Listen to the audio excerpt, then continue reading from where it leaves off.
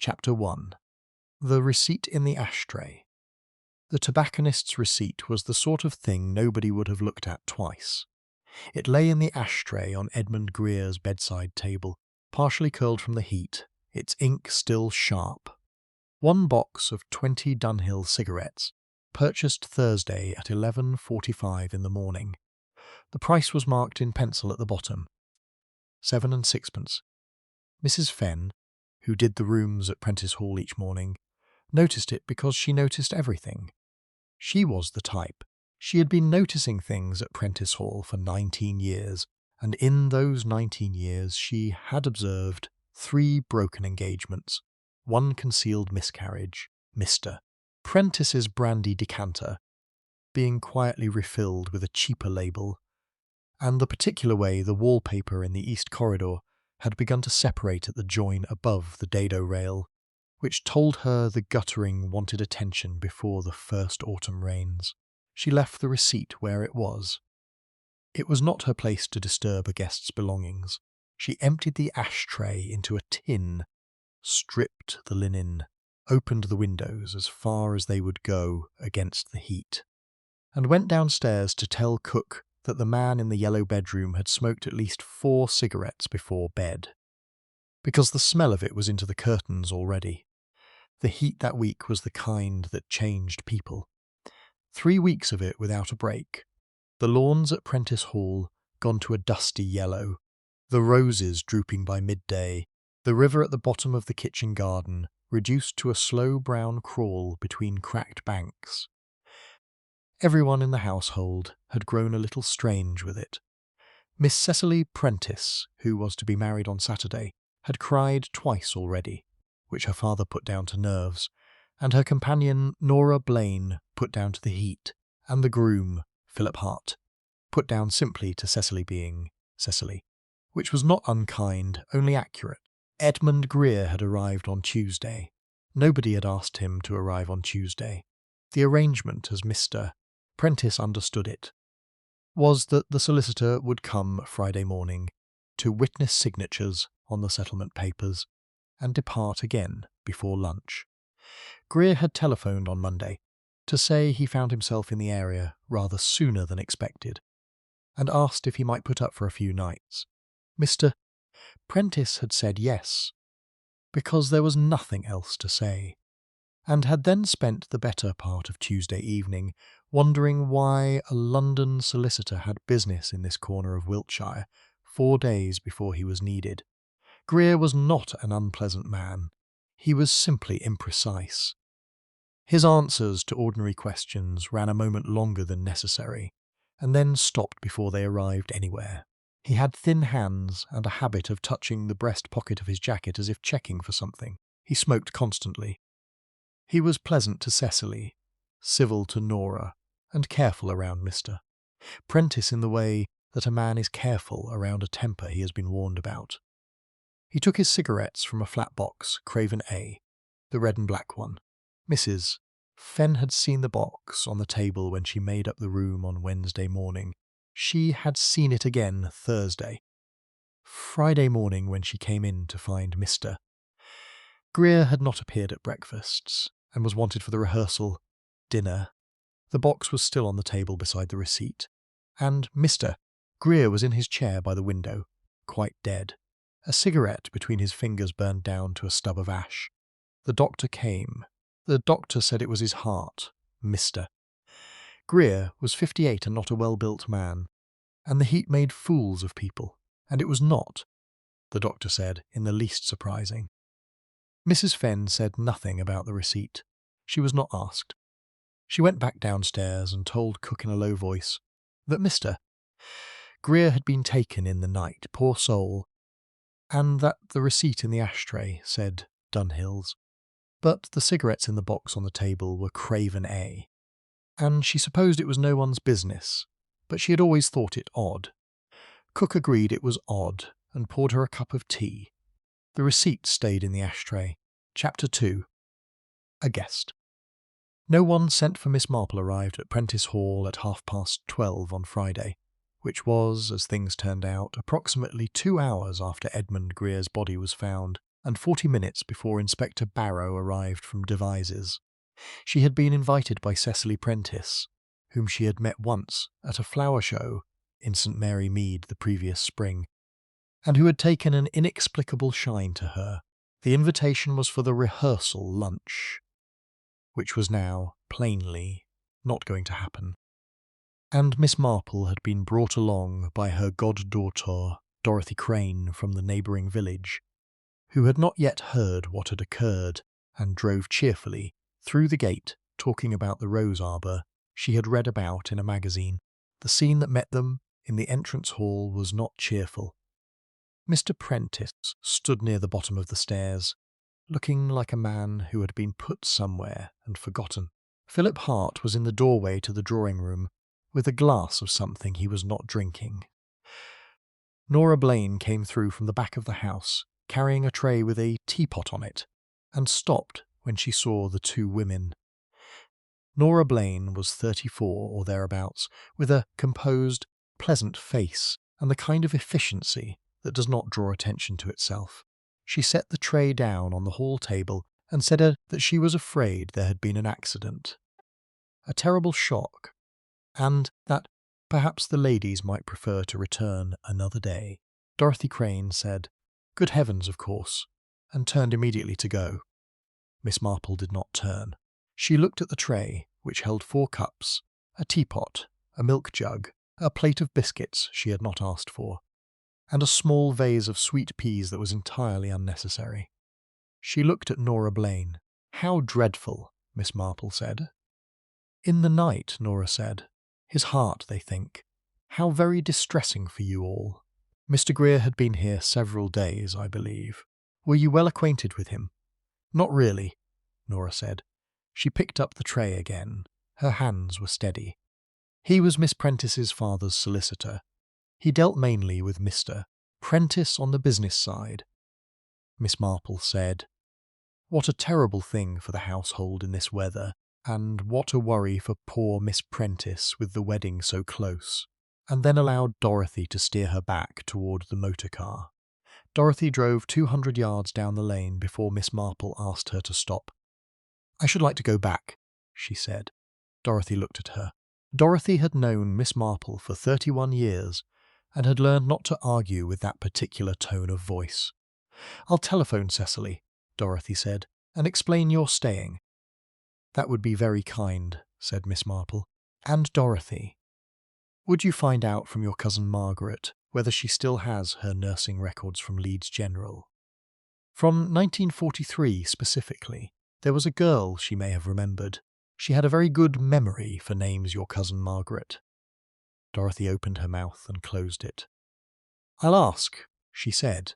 The house, when Miss Marple went back in, had changed slightly. Inspector Barrow had arrived. He was young, perhaps 30, with a careful, rather formal manner, and he was in the study with Mr. Prentice. He came out when he heard Miss Marple's step in the hall and looked at her with polite bewilderment. "This is Miss Marple," said Nora Blaine, who had reappeared. "She is a friend of Miss Cecily's." "Ah," said Inspector Barrow. He had the look of a man who expects to be somewhere else by tea-time. "Thank you, Miss Marple. I don't expect we'll need to trouble you." "No, of course not," said Miss Marple. "I shouldn't think so for a moment." She went to find Cecily Prentice, who was in the morning room with the curtains drawn against the heat, and sat with her, and listened, and said very little, and noticed a good deal. Captain Miles Avebury, the bride's godfather, arrived from the village at 2 o'clock, having heard. He was 62, slightly deaf in one ear, and wore the unhurried manner of a man who had seen worse. He shook hands with the inspector, expressed his condolences to the household, and settled into a chair in the drawing-room, with the ease of long familiarity. He had known the Prentice family for 30 years. Miss Marple watched him pour himself a glass of water from the jug on the sideboard, and take a small white tablet from a box in his breast pocket. His heart, somebody had mentioned. He had pills for it. She noted the box, small white, with a chemist's label on the side. She was too far away to read the label. She filed it carefully. Chapter 3. The cigarette. He did not finish. The doctor's name was Price. He was the sort of country doctor who has seen everything once and is not easily startled. He had certified the death as cardiac failure at 10:30 before Inspector, and he was not especially pleased to be asked about it again at 3 in the afternoon. The man's heart gave out, he told Inspector Barrow in the hallway. He was 58, he smoked like a chimney, and it has been 91 degrees for 3 weeks. That is not a mystery. That is arithmetic. Barrow was writing in his notebook, and you saw no indication of anything else. His colour was consistent with cardiac arrest. There was no sign of violence. He was in his chair. He had a cigarette in his hand. He fell asleep and his heart stopped. Price paused. He may have been conscious for a very short time. There was some disturbance of the side table, a glass overturned. But a man whose heart is failing will grasp at things. That is not remarkable. Barrow thanked him. Price left. Barrow stood in the hallway for a moment, and then went upstairs to look at the room again. Miss Marple was already there. She was standing near the window, looking at the ashtray on the bedside table. She did not look up when Barrow came in, which he found irritating. "I don't believe this room has been released," he said. "The maid left this," said Miss Marple, as if he had not spoken. She held up the tobacconist's receipt between 2 fingers. "It was in the ashtray." She emptied the ash, but left the paper. Barrow took it from her. He read it. "Dunhill," he said. "So," Miss Marple pointed to the cigarette box on the bedside table. "Craven A," she said. Barrow looked at the box. He looked at the receipt. He was young enough not to immediately understand why this should matter, but old enough to write it down. "He may have had 2 boxes," Barrow said. "He may have," said Miss Marple. "And yet there is only one here, and the receipt is from Thursday, 2 days ago. Mrs. Fenn tells me she saw a Craven A box on this table on Wednesday, which would be the day before the Dunhill purchase." She paused. "It is rather a small thing." "Yes," said Barrow. He did not ask how she knew what Mrs. Fenn had said. He decided provisionally to find this woman more annoying than useful. He looked around the room. There was not much. A suitcase, partly unpacked, a briefcase, locked, a jacket on the back of the door. He went through the jacket pockets and found a handkerchief, a pen, a few coins, and a folded piece of paper that turned out to be a list of names with dates beside them. The names meant nothing to him. 3 of them. The first 2 had dates in 1942 and 1943. The third had no date, only a question mark. He copied them into his notebook. Miss Marple had moved to the window. She was looking down at the garden, where Philip Hart was standing in the direct sun, with his hands in his pockets, doing nothing. "Poor young man," she said. "He is entirely lost in this house. He doesn't know where anything is, or who anyone is, and now there has been a death, and he can't comfort his fiancée, because her companion is always there first." Barrow said nothing. "Miss Blaine," Miss Marple went on, "is very efficient. She thinks of everything before anyone asks. She brought 4 cups on that tray, you know, when she came through the hall, before she could have known how many people were in the house. Unless she already knew exactly who was in the house and where they all were." Barrow looked up. "That's a stretch, Miss Marple." "Yes," said Miss Marple pleasantly. "It probably is." She left him to the room and went downstairs. Cecily Prentice was in the morning room still, and Nora Blaine was with her, sitting near her with a notepad, quietly managing the telephone calls that needed to be made. The caterer, the flowers, the vicar, the guests. Her voice through the half-open door was low, calm, and precise. Cecily looked up when Miss Marple came in. Her eyes were red, but her face was steadier than it had been an hour ago. "Nora has been wonderful," she said. "She always is." "I'm sure," said Miss Marple. She sat down. "Cecily, dear, how long has Nora been with you?" 3 years, Cecily said. "She came in the autumn of '49. She had the most excellent references. She was with a Mrs. Holt Warren in Kent before for 6 years. She paused. "Why?" "No reason at all," said Miss Marple. "I only thought she seemed very capable for someone so young." Nora Blaine finished her telephone call. She looked across at Miss Marple with an entirely pleasant expression. "Can I get you something, Miss Marple? Another cup of tea?" "That would be very kind," said Miss Marple. After Nora had gone to the kitchen, Miss Marple sat for a moment with her hands folded in her lap. She thought about a woman called Mrs. Holt Warren in Kent. She thought about references. She thought about the way a person who has lived as someone else for 11 years learns to answer questions about the past. In the same way a careful actor learns to say his lines. Not too fast, not too slow, and never without a slight, plausible pause before the important word. Nora had paused before York this morning when Cecily asked where she had grown up. A small pause. The kind you would only notice if you were listening for it. Chapter 4. What Gerald Prentice said in the garden. Gerald Prentice was not a subtle man. He was 61 years of age, red-faced, and possessed of a temper that came on quickly and subsided quickly, like a pan coming off the heat. He had retired from a merchant bank in the city 4 years ago, and had not recovered from it. He needed things to be annoyed about. Edmund Greer had been until this morning an excellent candidate for that purpose. Inspector Barrow found Prentice in the garden at 4 o'clock, sitting under the one tree that still threw a proper shadow, with a whisky and soda he was drinking slowly. Barrow had been told about the argument in the morning. 2 of the household staff had heard it. It had apparently involved raised voices and something being said about complete impudence and a man who mistakes his function. "Mr. Prentice," Barrow said, sitting opposite him, "I understand there was some difficulty between you and Mr. Greer yesterday morning." Prentice did not look embarrassed. "There was a disagreement," he said, "about the settlement terms for my daughter's marriage. Greer had introduced a clause I hadn't approved. I told him what I thought of it. That was the end of it. Raised voices, sir, I'm told." "I raise my voice," Prentice said. "It is a habit. It doesn't mean anything." He looked at Barrow with frank irritation. "I did not kill the man, Inspector, if that is what you are working toward. I disliked him. I would have been delighted to see the back of him on Friday afternoon. I had no reason to do him harm. Dead solicitors still have clerks, you know, and clerks who will be asking questions." Barrow wrote in his notebook. "Do you know who recommended Mr. Greer to handle the settlement?" Prentice looked at his glass. "My brother-in-law. Cecily's uncle," he said.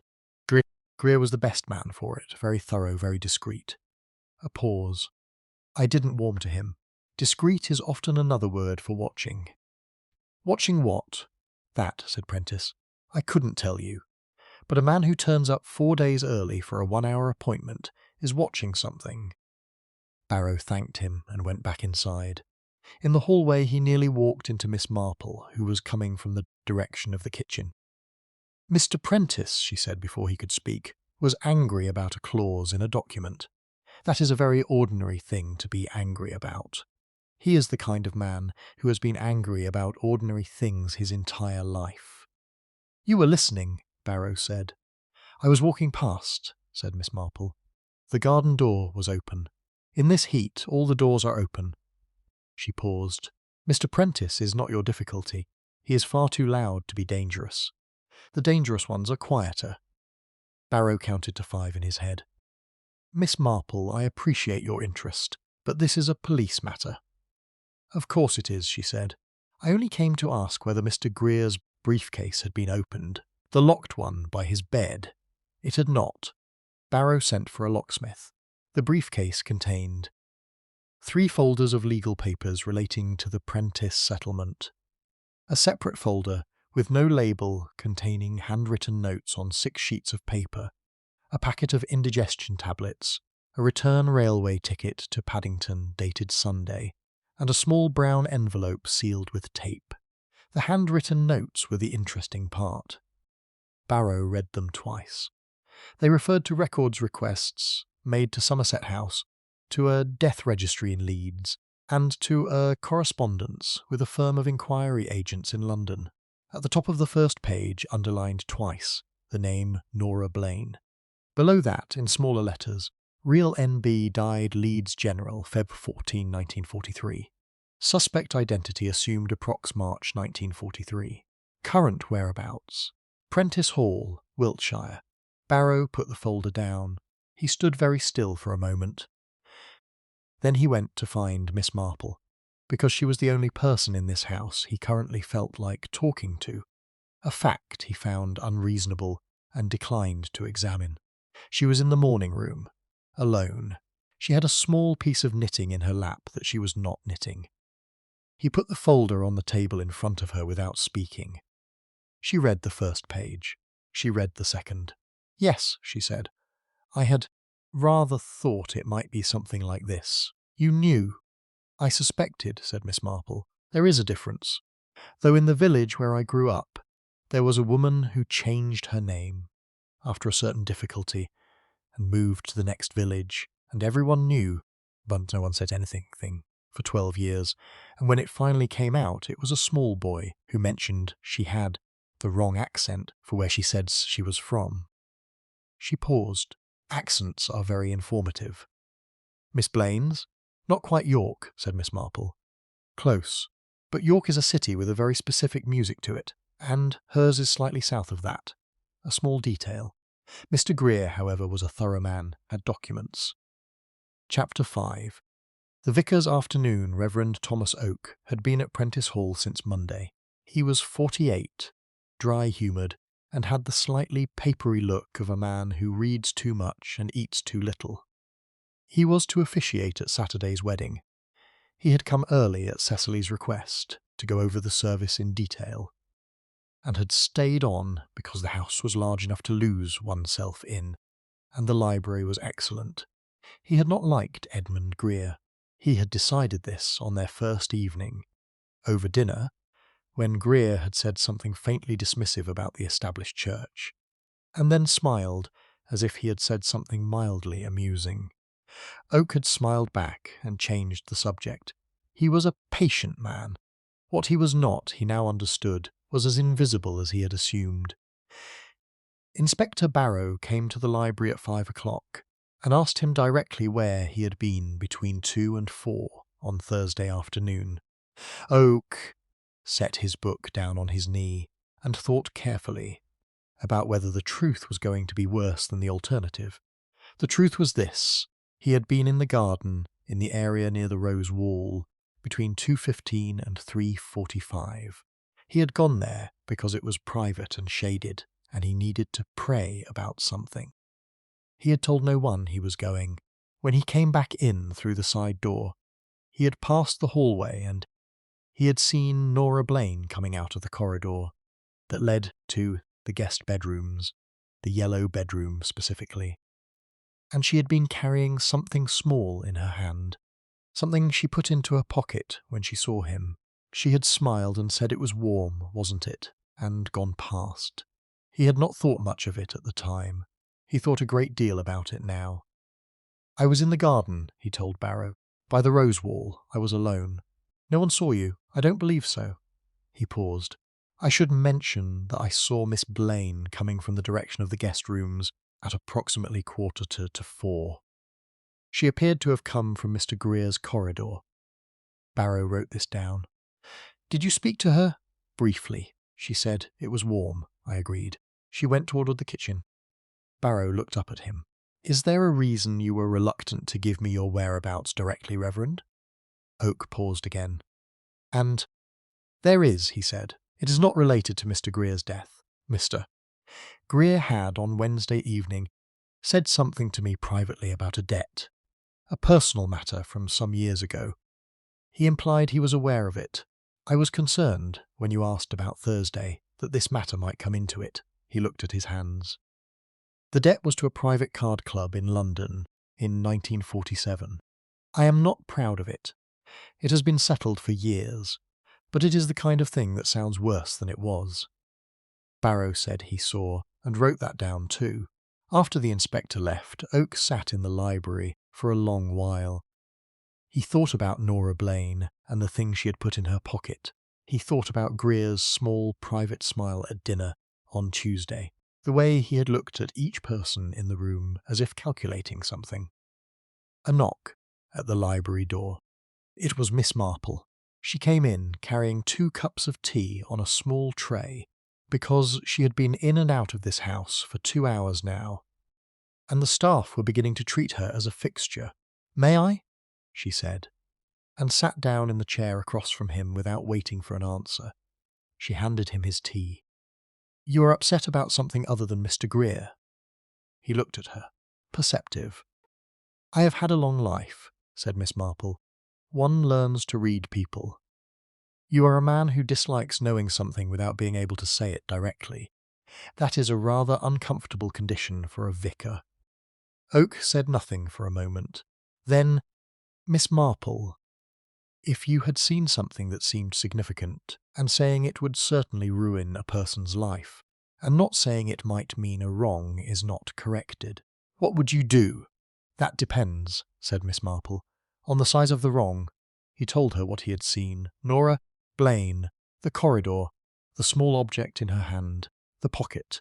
Miss Marple held her cup in both hands and thought. "A small object," she said. "Could it have been a box? A medicine box, for instance?" Oak went very still. "It could have been," he said. "Yes, about that size. And she was coming from Mr. Greer's corridor." "Yes." Miss Marple set her cup down. "Reverend Oak, I think you should tell Inspector Barrow what you just told me. All of it, including the card debt, because he will find it anyway, and it is much better for you if he hears it first from you." She stood. The thing she had in her hand matters. It matters rather a lot. After she had gone, Oak sat for another minute. He was a patient man. He was patient enough to understand that the discomfort he was feeling was not about the card debt at all, and not about Nora Blaine, but about the fact that Edmund Greer had known about the debt and had said nothing to anyone. And the question of why a man would gather that sort of information and hold it without using it was, in the end, the most unsettling question of all. He went to find Inspector Barrow. Chapter 6. Miles Avebury's Good Heart. Captain Miles Avebury died on Saturday morning, which was, of course, the morning the wedding was to have taken place. He had seemed well enough on Friday evening. He had stayed to dinner at Prentice Hall because there was nobody to cook for him at home, and because, as he said, Cecily needed people around her. He had told a story about a retriever he had once owned that made Philip Hart laugh for the first time in 2 days. He had drunk a moderate amount of wine, taken his evening pill from the little white box in his breast pocket, and gone home at 9:30. His housekeeper, Mrs. Jolly, found him in bed at 7 on Saturday. She had brought his morning tea at her usual time. He was lying very still, in a natural position, and she had thought he was deeply asleep until she noticed his colour. The doctor said heart failure. Miles Avebury had a cardiac condition well documented in his medical notes. He had been on digitalis for 4 years. A man with a heart like that, the doctor said, could go at any time. It was only surprising he had lasted as long as he had. Inspector Barrow heard this and thought about the briefcase. He thought about the folder with Nora Blaine's name on it. He drove back to Prentice Hall. Miss Marple was in the kitchen garden when he arrived, looking at the river. The river was very low. The mud on the banks had cracked into a pattern like old glaze. "Captain Avebury," Barrow said without preamble. "Yes," said Miss Marple without turning around. "I heard half an hour ago, Mrs. Fenn told me. 2 deaths in 2 days, and both of them natural on the surface." She turned now. "Inspector, I should like you to ask Dr. Price one question. Not about Mr. Greer, about Captain Avebury, specifically about his medication, and whether what was found in that box in his breast pocket was in fact digitalis, or whether it was something else entirely." Barrow looked at her. "You're suggesting his medication was tampered with?" "I am suggesting it might be worth finding out. Digitalis is a very specific drug. It does a very specific thing to the heart. If someone replaced his tablets with something that looked the same but did nothing, his heart would have had no support. And his heart not. And his heart was not a heart that could manage without support. Barrow called the doctor from the hall telephone. The doctor, audibly surprised, agreed to test the remaining tablets. "The result," Miss Marple said when Barrow came back, "will take some time, but I think you will find that someone replaced his medication between Friday afternoon, when he took a pill from that box in this drawing room, and Friday evening, when he took another at home." "The pill he took here," Barrow said. "Could that have been the real one?" "Yes. Which is why he seemed well at dinner. The switch was made between those two doses. At some point on Friday afternoon, someone was close enough to Captain Avebury's coat to reach the box in his breast pocket." Barrow went through the afternoon in his head. Avebury had arrived at 2. He had been in the drawing room, the hallway, the garden briefly. He had left his jacket over a chair in the drawing room for perhaps an hour while the heat was at its worst. The drawing room, several people in and out, Miss Marple herself, Cecily Prentice, Nora Blaine. "Miss Blaine," Barrow said. "She brought tea," Miss Marple said. "She came and went at least twice. She was in that room for perhaps 20 minutes in total." A breast pocket is not a difficult thing to access if you are moving around a room with a tray. "Why Avebury?" Barrow said. "What did he know?" "He knew the real Nora Blaine," said Miss Marple. "Or I believe he did.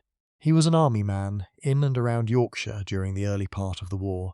He would have moved in the right circles. If he met the real girl, even once, and then met the woman who came after her, a memory like his would have worried at it eventually." She paused. He mentioned to Cecily, at some point in the last few weeks, that Miss Blaine reminded him of someone he couldn't quite place. "Cecily told me this on Friday morning, while we were sitting together. She thought it was a nice thing to say." Barrow said nothing for a moment. He was beginning to understand that this small, elderly woman with her knitting had arrived at a point he was still walking toward. "Is there anything else," he said with great care, "that you have noticed?" "One thing," said Miss Marple. "The sweet peas in the vase on the hall table when I arrived on Friday. Sweet peas in this heat. They were fresh.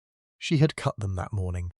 A person who cuts flowers on a morning, when there is a dead man in the house and a wedding to cancel, is either very composed or very deliberately performing composure. Which one is it?" "Both," said Miss Marple. "In my experience, they are the same thing." Chapter 7. What the medicine should have done. The laboratory report on Captain Avebury's tablet start came back on Sunday evening. Dr. Price telephoned Inspector Barrow at the hotel, where he had taken a room for the duration. Barrow listened, thanked him, and sat on the edge of the bed for a few minutes in the dark. The tablets were chalk. Calcium carbonate, pressed into the right shape, the right colour, with a very faint coating to replicate the slight sheen of the real preparation. They were not purchased. They were made. Someone who knew what Digitalis tablets looked like had made an adequate substitute and carried it in the expectation of an opportunity to use it. This was not an impulsive crime. This was not a quarrel that went too far. This was preparation. The chalk tablets had been made before Avebury arrived at Prentice Hall, which meant the person who made them had planned to use them on a specific person on a specific occasion. Barrow telephoned his superintendent in Devizes, who told him to proceed carefully and to keep it quiet for the moment. He telephoned the inquiry agents in London, whose name he had found in Greer's notes. They confirmed that Greer had engaged them in April, 4 months earlier, to trace a person they believed to be living under an assumed identity in Wiltshire. They had provided Greer with a summary of their findings in June. He went to Prentice Hall on Sunday morning and asked to speak to Miss Blaine privately. She met him in the small sitting room off the hall. She was wearing a dark blouse, and her hair was neatly done. She sat down, folded her hands in her lap, and looked at him with the expression of a person prepared to be helpful. "Miss Blaine," he said, Can you tell me where you were on Thursday afternoon between 2 and 4? Of course, she said. I was in the house managing the arrangements for the rehearsal dinner, in the kitchen for most of it with Mrs. Fenn and cook. All afternoon? A small pause. Most of it. I may have stepped out briefly. Can cook confirm you were in the kitchen for the whole afternoon? She looked at him. She can confirm I was there for most of it. I may have gone upstairs briefly. I don't think I was gone more than 10 minutes. Upstairs to which floor? To Miss Cecily's room. She wanted the guest list checked. Not to Mr. Greer's corridor? Another pause. This one a fraction longer. No, she said. I had no reason to go there. Barrow wrote this down. Miss Blaine, are you familiar with the drug digitalis? It's for the heart, she said. Captain Avebury took it. He mentioned it at dinner. Did you know what it looked like? The tablets themselves? She looked at him carefully. Her expression had not changed, which was, Barrow thought, in itself a change. A person who is innocent and being asked strange questions about cardiac medicine begins to show confusion. Her expression remained composed. No, she said. Should I? He thanked her and let her go. He stood at the window and watched her cross the hall. Her step was even, her back was straight. She did not hurry. He went to find Miss Marple, who was in the garden, sitting in the shade of the yew hedge with a cup of tea. She lied, he said, about being in the kitchen all afternoon. Yes, she said. She went to Miss Cecily's room. Miss Cecily was in the morning room all Thursday afternoon. She told me so herself. She had a headache from the heat. Miss Marple sipped her tea. Nora brought her a cold compress at 2 o'clock, and then, Cecily said, didn't come back until 4:30. 2.5 hours unaccounted for, of which a portion was spent in the corridor near Mr. Greer's room, as Reverend Oak saw. Miss Marple looked at the yew hedge for a moment. It was very old. It had been shaped for so long that it had grown into its shape naturally. Inspector, may I ask what was in the sealed brown envelope in Mr. Greer's briefcase? Barrow hesitated then. A photograph. A woman younger, 19, perhaps 20, standing outside a house in what appears to be a northern city. On the back, the name and a date, 1941. And the name? Elspeth Cray, said Barrow. Miss Marple was quiet for a moment. That, I would think, is the real name. The name she had before she became Nora Blaine. She put her cup down. Elspeth Cray, a northern name. Cray is a Yorkshire name, or close to it, which explains why she chose York as her cover story. It was near enough to the truth to be comfortable. But the real Nora Blaine was from York, Barrow said. Yes, she chose well. She were golden daffodils. She would have needed someone whose background she knew something about. Perhaps they were acquainted. Or perhaps she simply found a name in the death registry and chose one with the right geography. She stood, slowly, pressing against the arm of the chair. I have been waiting for a telephone call from my goddaughter Dorothy. Her cousin Margaret was a nurse at Leeds General in 1943. I believe she will confirm that the real Nora Blaine died there in February of that year. The telephone call came at 11 o'clock that evening. Dorothy relayed what her cousin Margaret had said in careful, unembellished terms. Margaret remembered the real Nora Blaine. She had been 26, from York, brought in after a traffic incident, died 4 days later. She had had no family visiting. She had talked, in her last days, to anyone who would sit with her. Margaret remembered her clearly because she had been a bright, lively girl. And it always stayed with you, the ones that were bright and lively.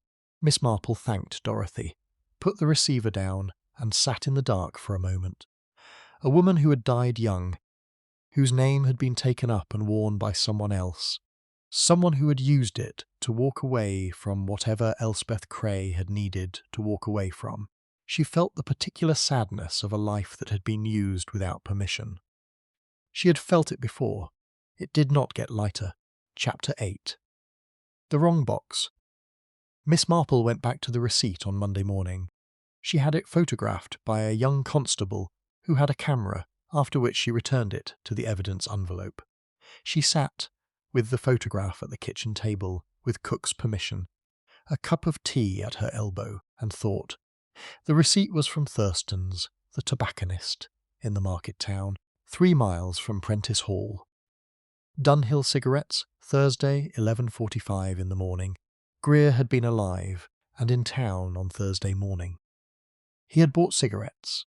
He had brought them back to the house. At some point between his return and his death, late Thursday night or early Friday morning, the box of Dunhills had been replaced with a box of Craven A. The cigarette in his hand when he was found was a Craven A. It was the last thing he had smoked. Miss Marple thought about this with some care.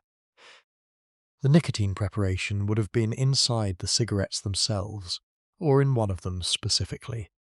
The simplest approach, and the one least likely to cause error, was to poison one cigarette, and one only, and ensure it was at the top of the box so it would be taken first. Greer smoked heavily. He would have reached for a cigarette in the evening, as a matter of course.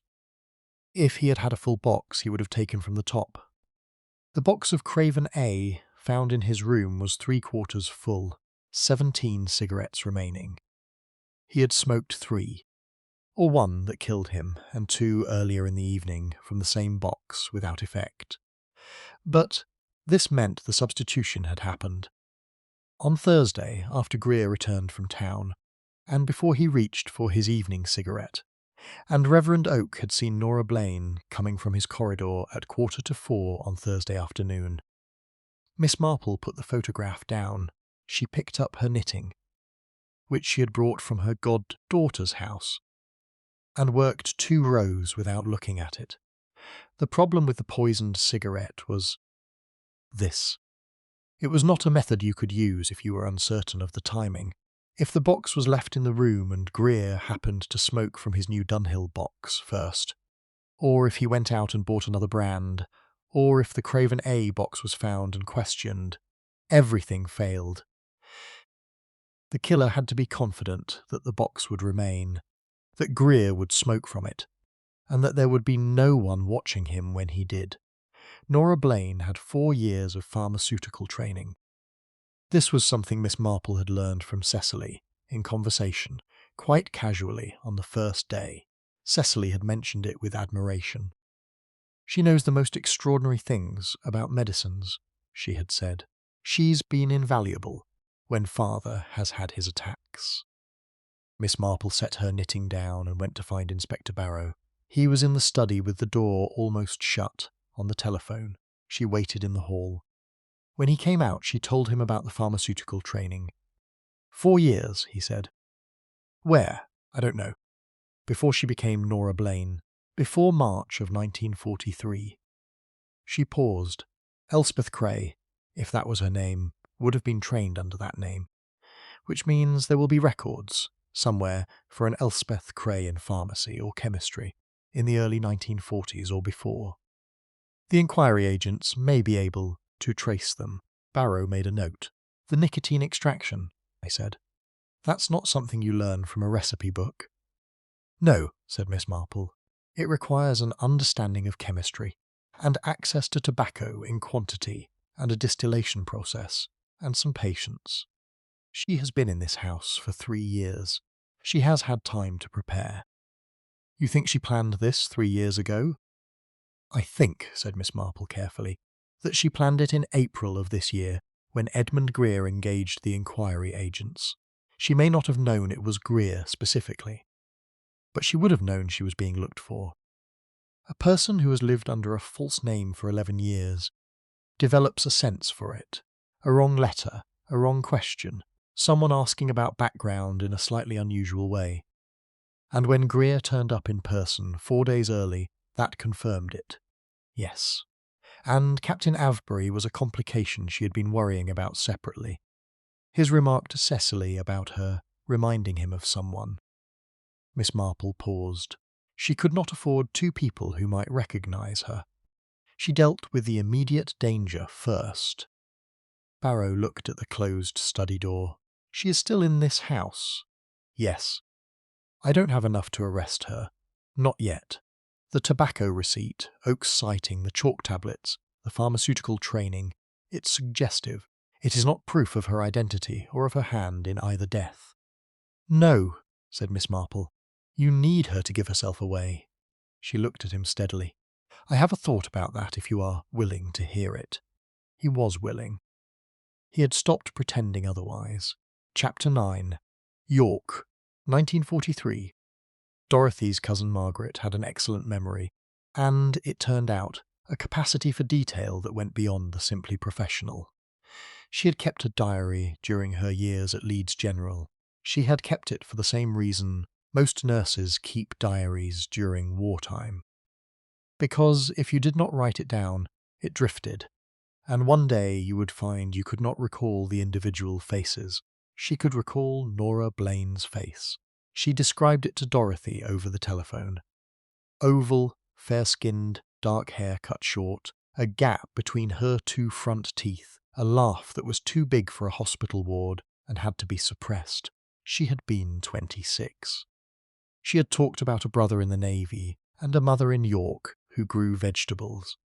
The woman currently at Prentice Hall had no gap between her front teeth, brown hair not dark, and was not the same person by any physical measure Margaret could supply. Dorothy wrote all of this down carefully and brought it to Miss Marple on Monday afternoon. Miss Marple read it twice and gave it to Barrow. "Not the same woman?" Barrow said. "No." "And Elspeth Cray," said Barrow. "The inquiry agents are working on. They have a lead through a pharmacy college in Sheffield.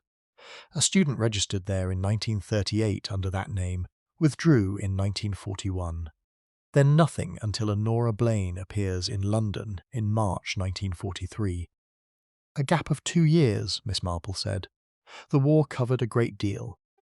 What happened in those 2 years? I don't know, said Miss Marple.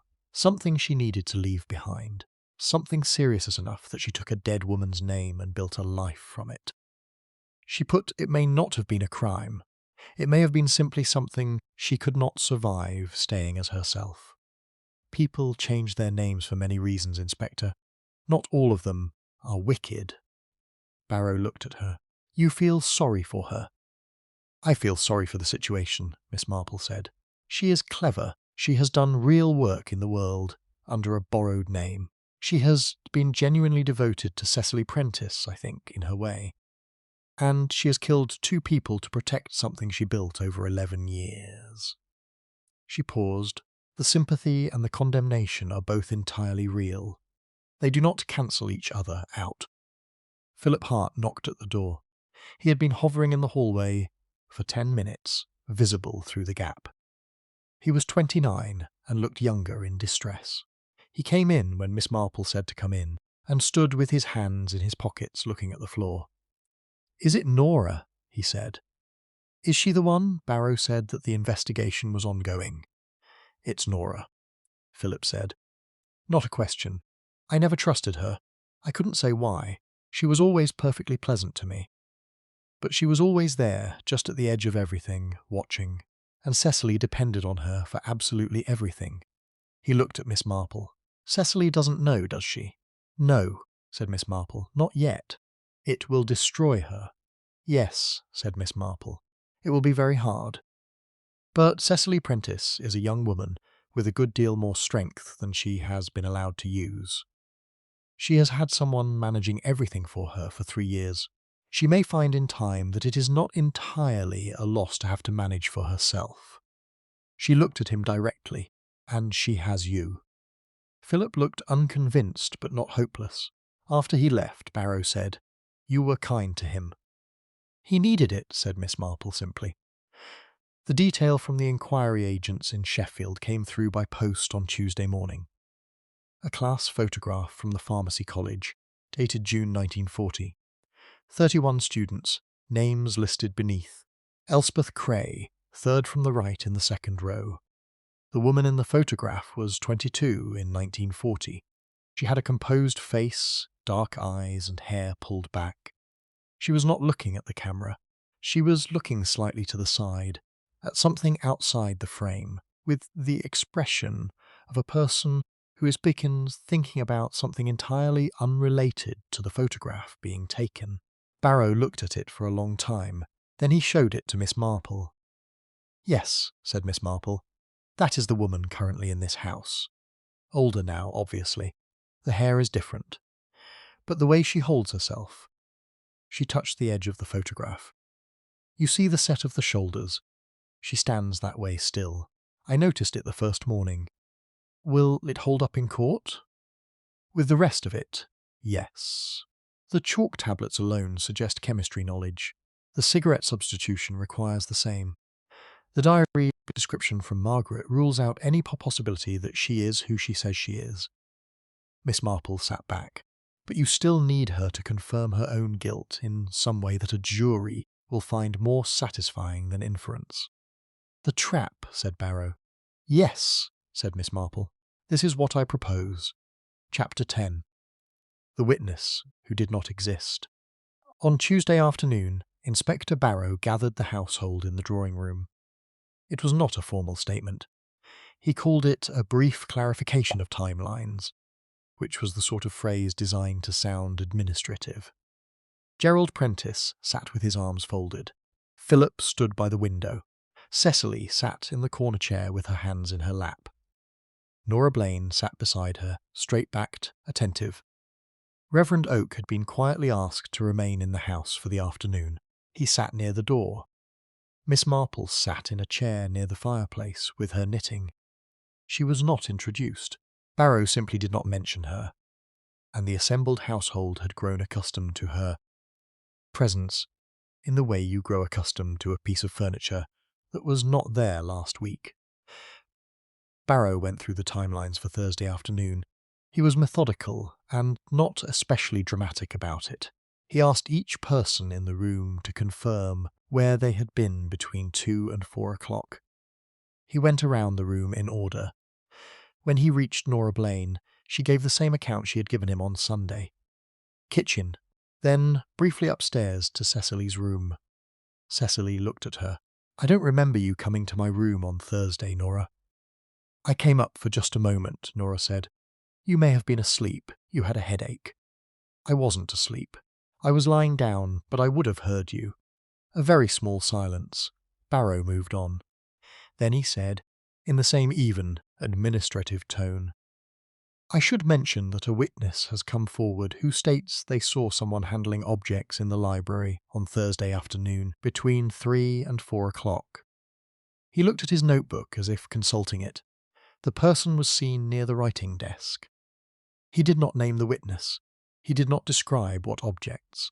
He simply moved to the next point on his notional list and asked Philip Hart about a different matter entirely. Miss Marple watched Nora Blaine. For approximately 4 seconds, Nora did not react at all. Then she put her hand in her lap. Her fingers closed around the edge of her skirt fabric, not a grip but a touch, the way a person touches something for reassurance. She looked at the fireplace. She looked at Barrow's notebook. She looked at the fireplace again. After the meeting broke up and the household dispersed, Nora went directly to cook in the kitchen. Miss Marple was already in the kitchen garden and heard the exchange through the open scullery window. "Thursday afternoon," Nora said to cook, her voice low and pleasant. "I was here with you most of the afternoon, wasn't I?" Going over the refrigerator list. "I came in at about 2, and I don't think I left until nearly 5. Cook looked up from her bowl. "You were here some of the time. An hour, maybe. You went up after that. I didn't time it. But I was here at 2 o'clock, you'd remember that." "I suppose I would," Cook said slowly. "Yes. You came in just after 2. I remember because the kettle had just boiled." "Good," said Nora. She said it so quietly it was barely a word. Miss Marple went inside and found Inspector Barrow in the hallway. "She has just been to the kitchen," Miss Marple said, "to firm up her alibi for 2 o'clock. She is building a timeline around a witness she does not know anything about, which means she is anxious about the library and what time she was there." She paused. She was in the library, not the guest corridor. In the library, at the writing desk, which is where she prepared the Craven A box. She had the box with the altered cigarettes already made. She left them there while she went to Greer's room, swapped the box on the bedside table, and returned the original box to the library, or disposed of it elsewhere.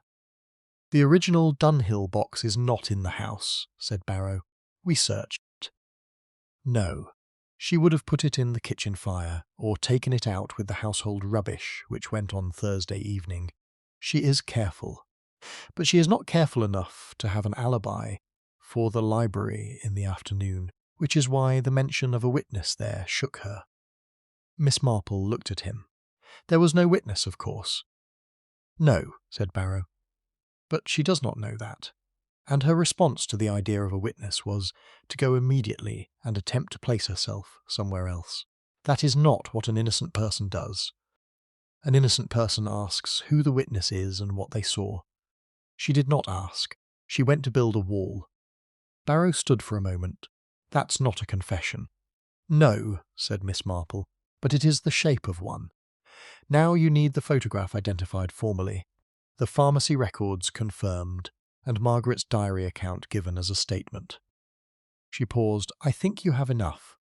I think a jury will find it sufficient, with the chalk tablets and the tobacco receipt and Mr. Oak's evidence and her response this afternoon." She looked at him steadily. "She killed 2 people. One because he knew too much. One because he was beginning to remember. She deserves to answer for it properly." Barrow said nothing for a moment. "Then I'll make the call to Devizes." Chapter 11. Inspector Barrow reads a note.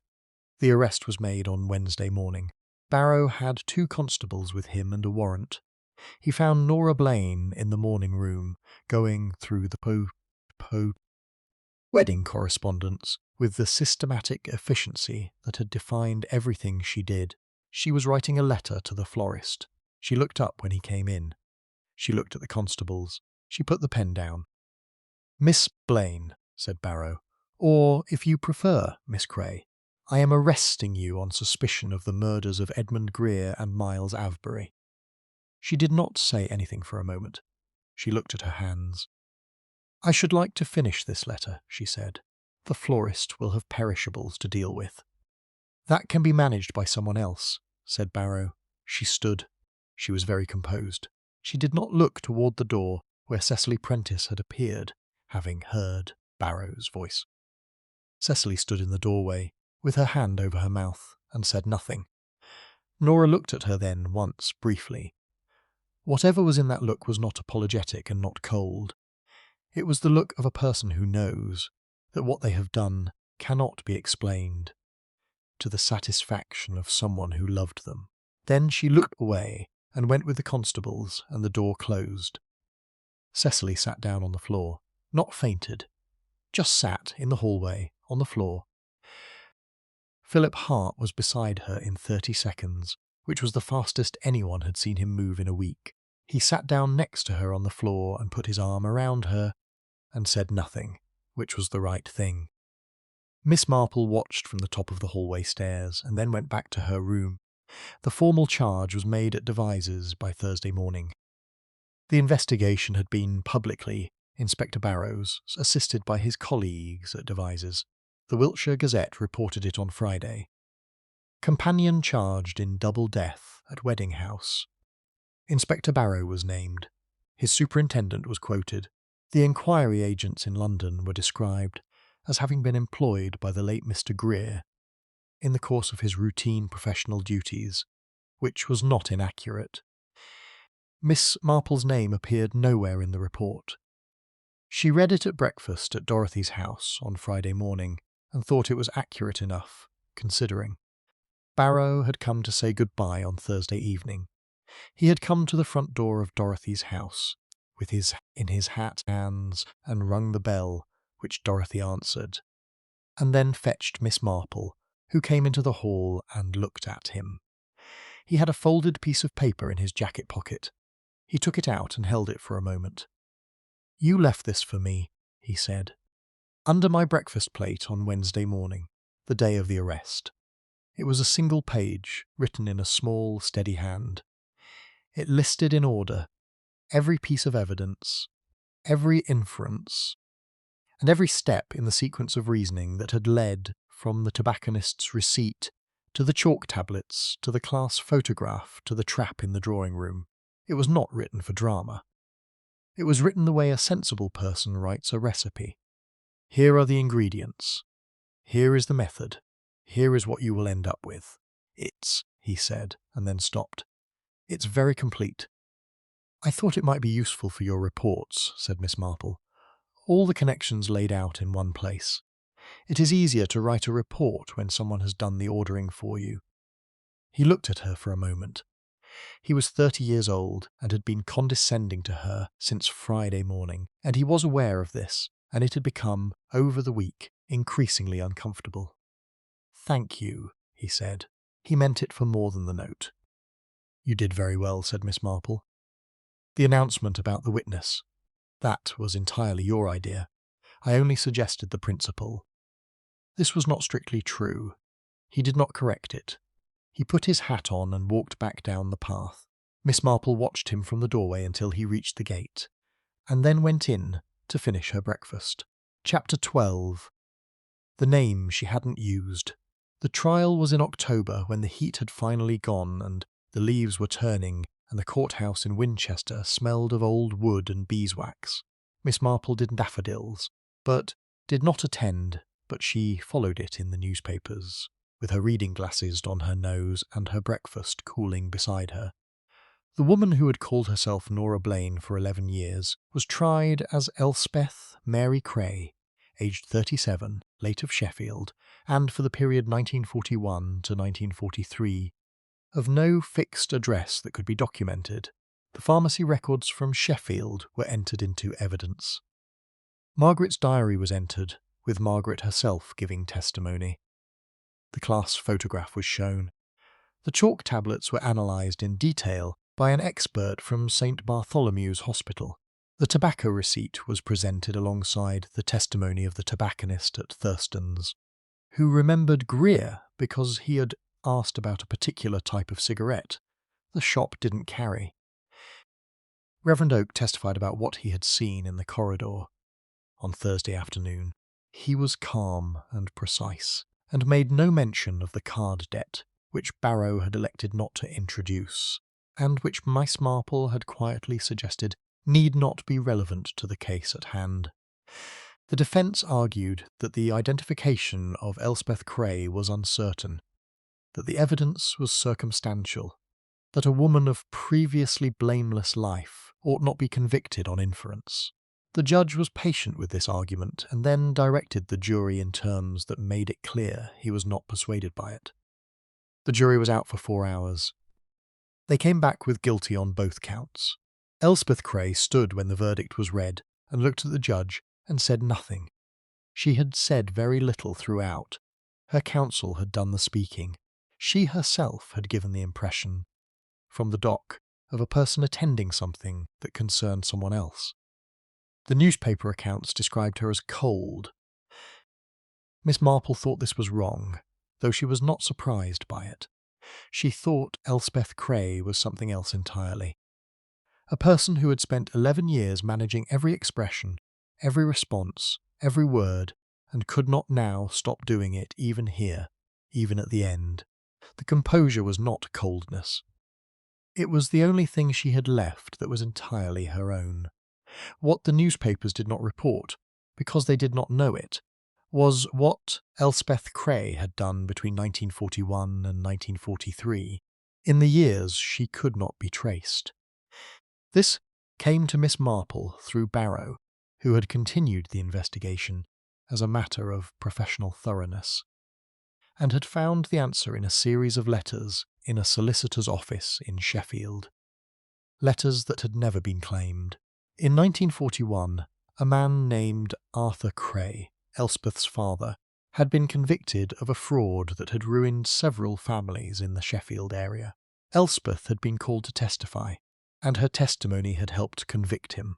She had then been shunned by everyone who had known her, because in some communities a daughter who testifies against her father does not recover from it, whatever the rights of the matter. She had been dismissed from her pharmacy position.